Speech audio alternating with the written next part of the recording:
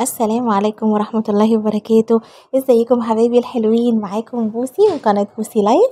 هنعمل النهاردة مع بعض الفطير المورق اللذيذ السهل جدا بطريقة سهلة وبسيطة، بشوية دقيق ومية هنعمل أحلى فطير فلاحي ومورق وطبقات وطري وتحفة.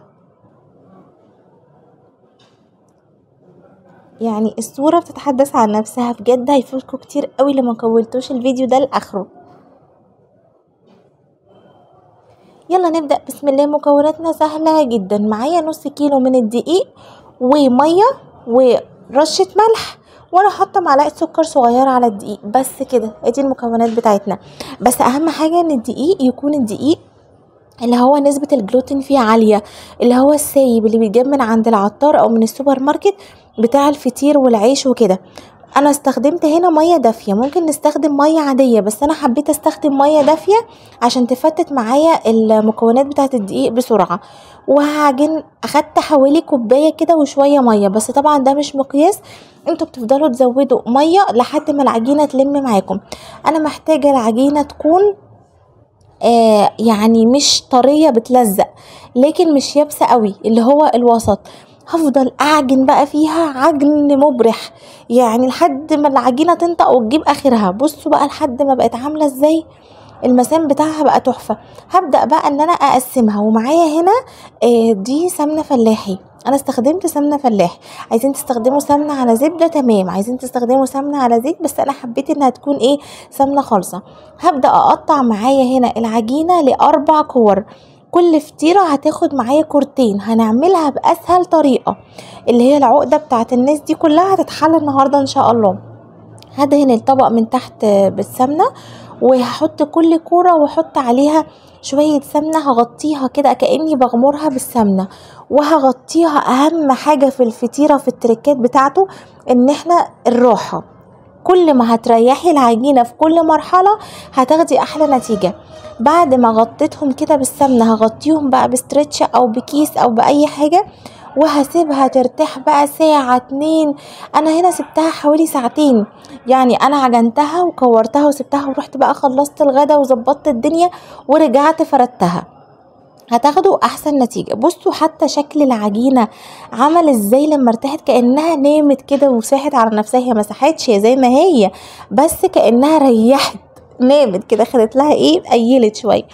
معايا بقى بورد، اي حاجة تقدروا تشتغلوا عليها.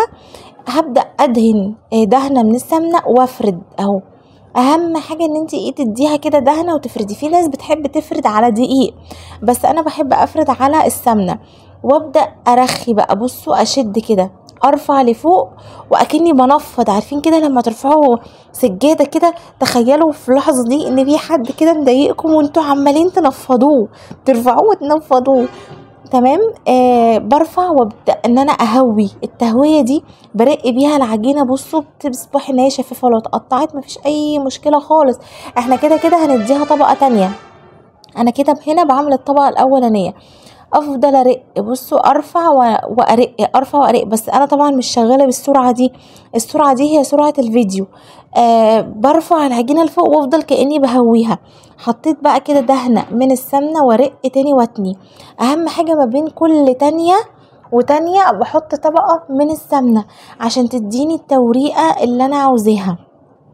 احط طبقه وارق، طبقه وادهن سمنه. وادي دي الاخيره كده بدككها كده ببعضها، بلمها كده في بعضها. دي الطبقه الاولانيه اللي هتتحشى جوه الطبقه التانية.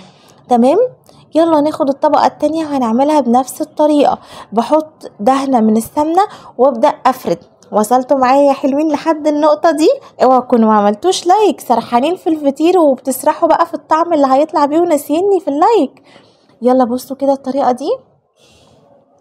نبدأ بقى نرفع كده، نرق بالراحة كده. شايفين اهو لحد ما احس ان هي من تحت ايدي كده شفافة.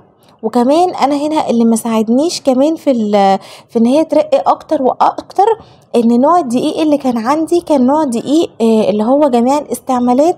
ما كانش عندي وقت ان انا اشتري الدقيق اللي هو من عند العطار او من عند السوبر ماركت.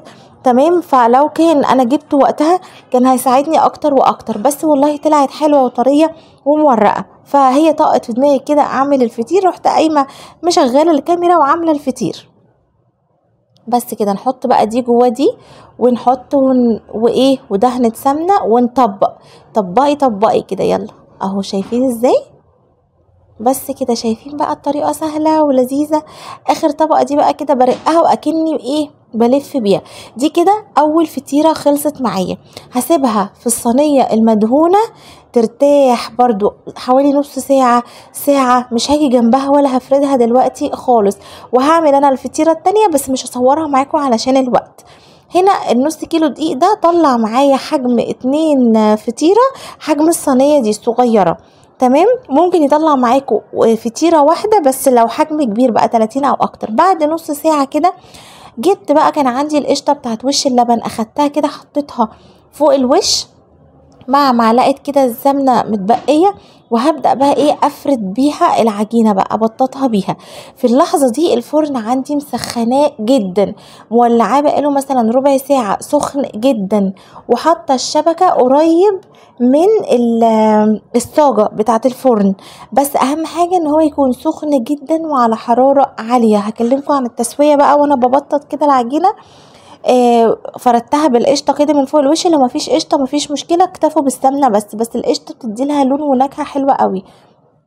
الفرن والع قبلها بربع ساعه اهو، الشبكه قريبه خالص، اقرب حاجه للصاج، الحراره عاليه، مشغله من تحت بس.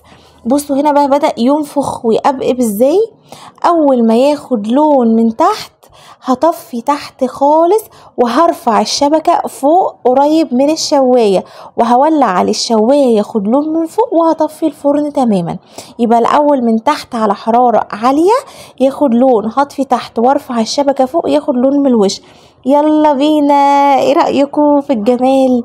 ايه رأيكم في اللون؟ اول ما يطلع نديلها رشرشتين مية كده عشان يبدأ يطرى، وغطيه واسيبه لحد ما يبدأ يهدى شوية.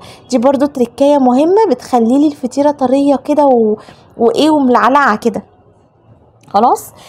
بعد كده بقى، بعد ما اجي قرب ما اقدمه هو لسه دافي، باخد بقى دهنة اخيرة كده من السمنة ولمع بيها الوش بقى. ويا سلام على الريحة والطعم.